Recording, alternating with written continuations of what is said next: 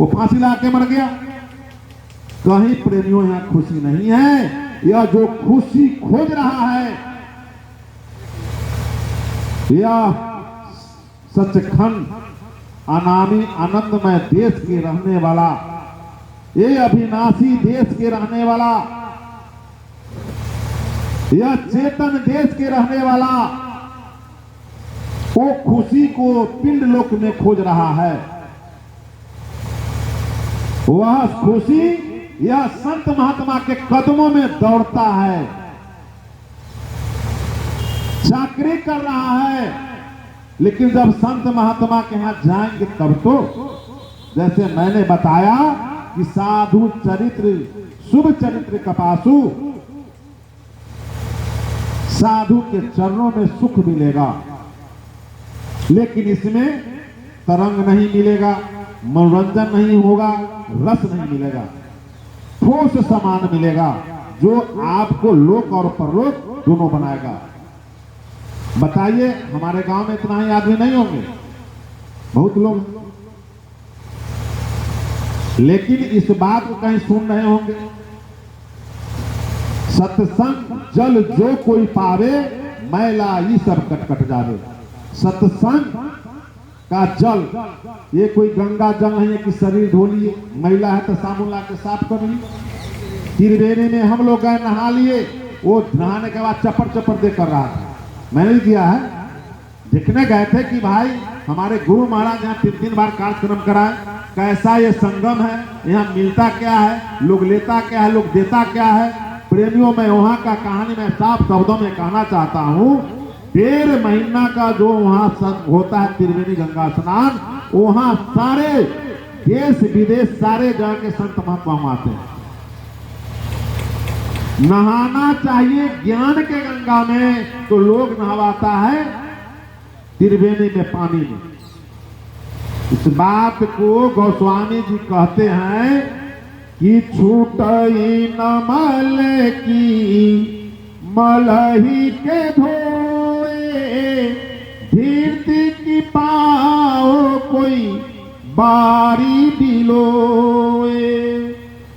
राम भक्ति जल बिनु रघुराई, अभियंतर मल कबहु न जाई। प्रेमियों,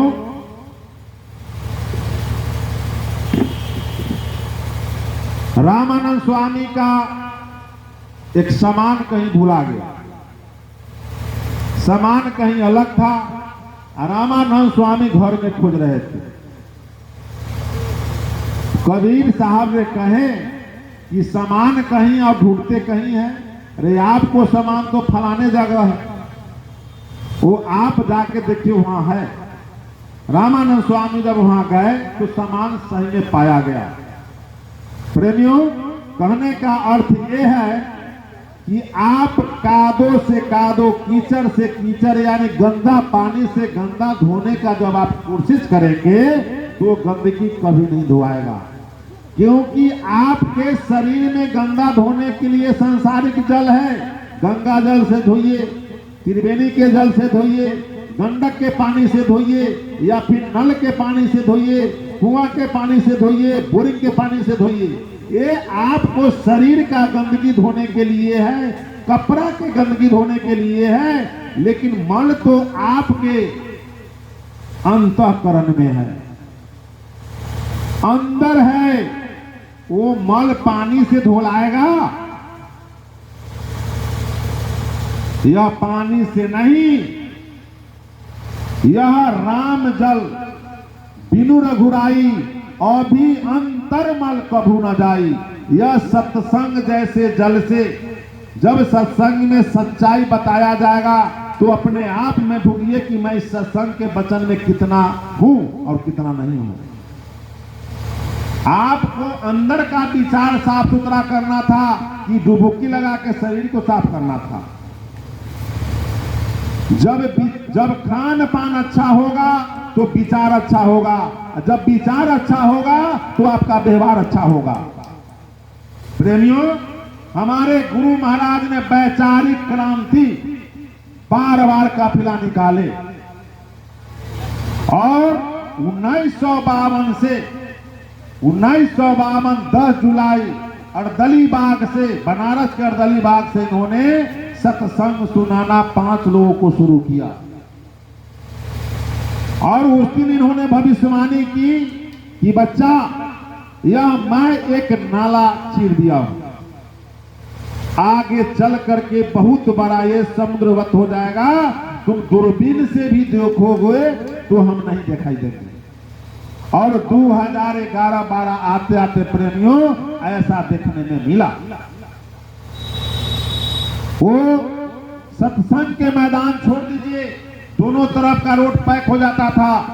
इसके बाद बायां साइड में बहुत बड़ा फील्ड है, वो पैक हो जाता था। यहां तक कि मंदिर परिसर में भी जगह नहीं मिला था। रूप को देखना छोड़ दीजिए, उनका आवाज सुनने के लिए। संत कभी झूठ नहीं बोलते हैं, संत कभी झूठ नहीं बोलते हैं। संत की अगर बात कहा जाए तो उन्होंने कहा कि राजा दुखी प्रजा दुखी,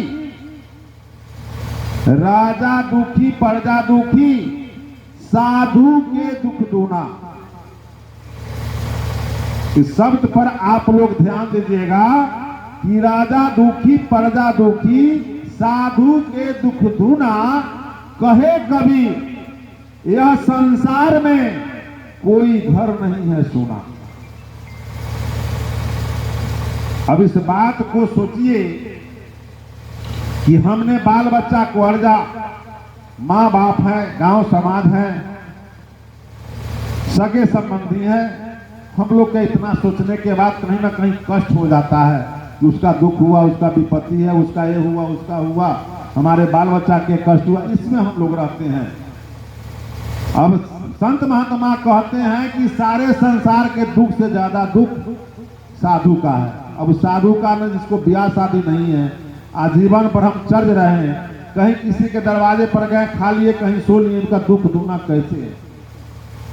क्यों कहा गया? इस बात पर हम लोग कभी विचार किए? नहीं विचार किए हैं तो आपको मैं साक्षात बता रहा हूं कि मालिक को कभी सोते हुए आप लोग देखे हैं? प्रेम से बोलिए हाथ उठा करके, अरे मालिक को कभी सोते हुए देखे हैं आप लोग? क्यों नहीं सोते थे? इनको क्या कष्ट था? 4000 एकड़ मथुरा में जमीन है, 3000 एकड़ खेतौरा में जमीन है, और करोड़ों रुपया प्रतिदिन सत्संग के समय आता है। क्या चीज का इनका दिक्कत है? इनका लग्जरी गाड़ी था, सारा लग्जरी गाड़ी, सारा सुविधा गाड़ी में, जहां रहते थे वहां भी सारा व्यवस्था था। इनको नींद क्यों नहीं पड़ता था?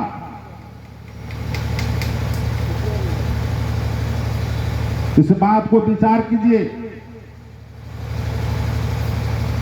हमारे गुरु महाराज इस में ना जेल में क्यों गए? किसके लिए गए? ये कभी हमने सोचा? गुरु भाई ने कभी सोचा? इन्होंने बताया कि सकल जीव मैंने उपजाया। इनको मात्र जीव का चिंता है कि मैं चला जाऊंगा। कहते थे अरे बच्चा समय नजदीक है, कुछ तुम करो, कुछ हम करते हैं, और चुटके से निकल जाओ। बार बार इन्होंने बताया, बार बार इन्होंने कहा, अरे जो पिता संपत्ति अर्जा है, जो माता पिता ने दुख सह करके संपत्ति बनाया, जो माता पिता ने दुख सह करके बाल बच्चा को पढ़ाया, और बच्चा कहे कि आपने किया ही क्या है, तो क्या होगा? बहू पढ़ी लिखी आ गई घर में, कहा कि छोड़िए उतना हमसे नहीं चलेगा भाई, कहीं अपना बनाएंगे खाएंगे।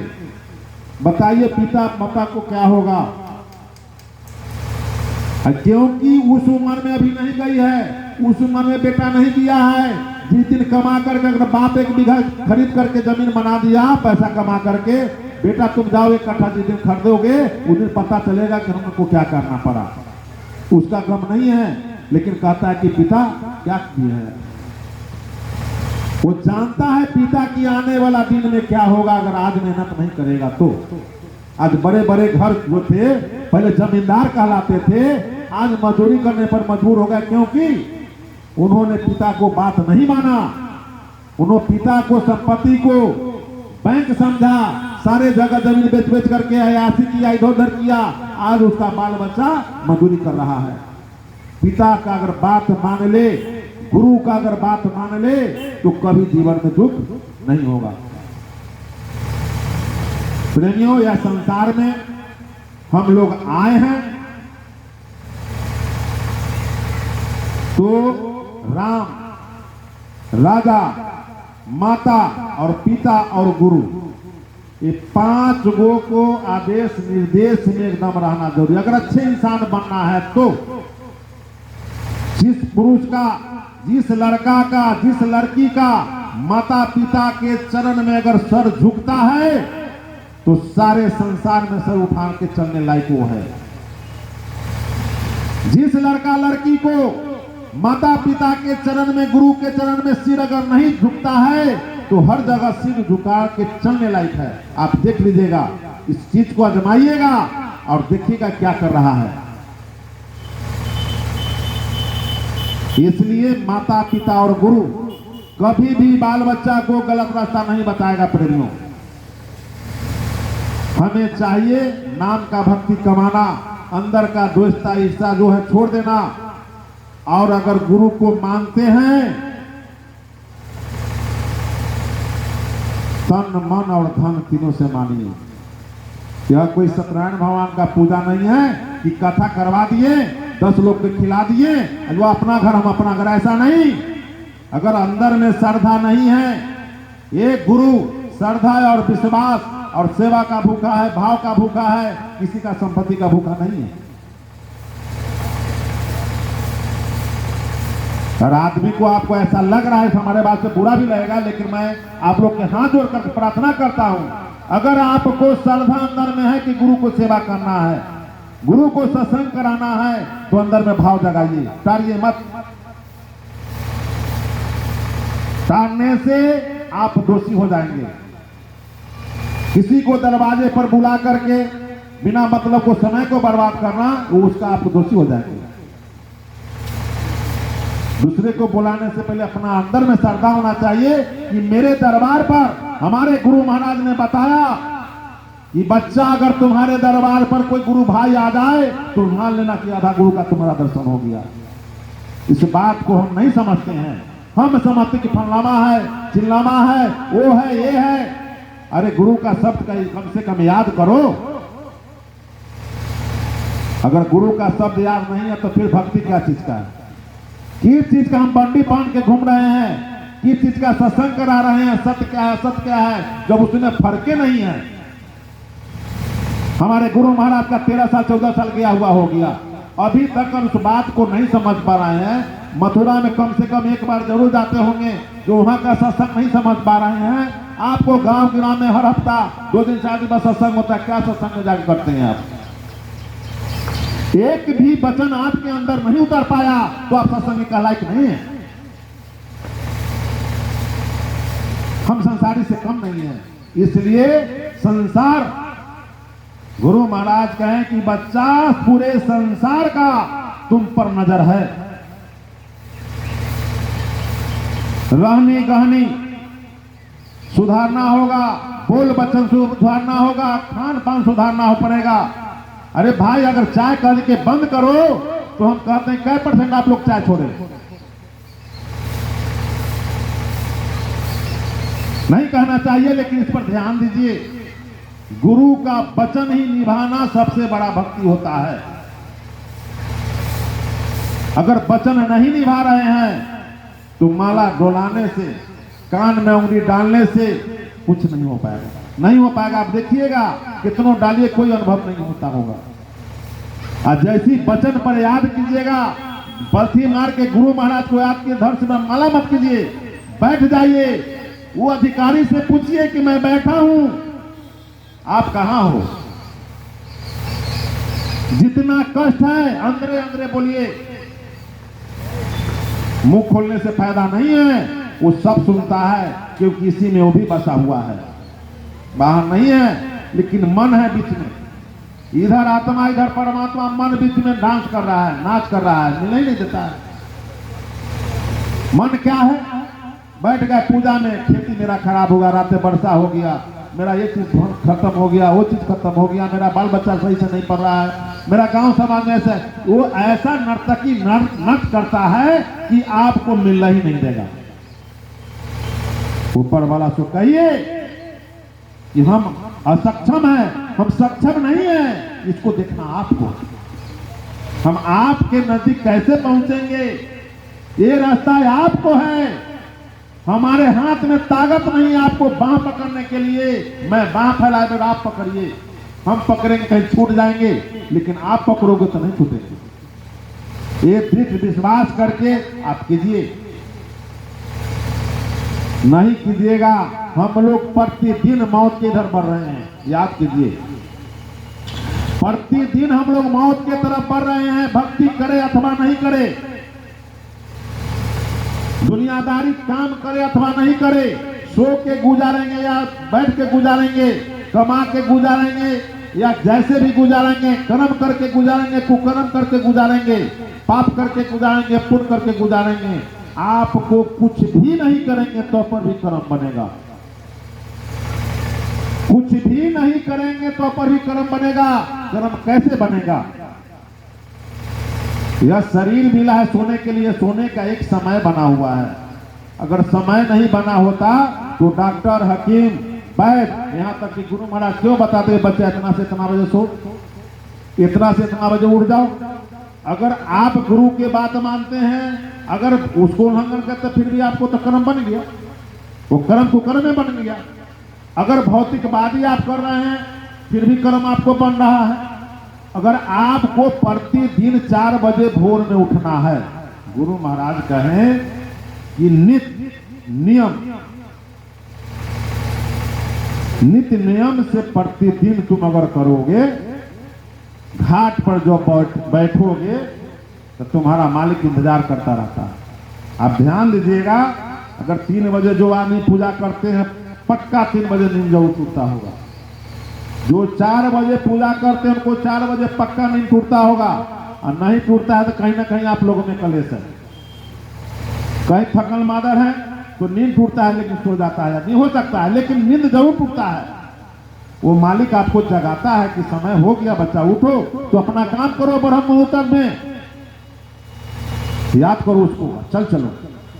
प्रतिदिन हमारा सांसों की पूंजी खत्म होते जा रहा है, प्रतिदिन हम मौत की तरफ जा रहे हैं, लेकिन आज तक न दिखाई दिया, न सुनाई दिया, न बोल वचन संभल पाया, न अच्छा व्यवहार में उतर पाए।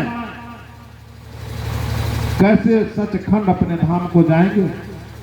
क्या मुंह दिखलाएंगे उसको?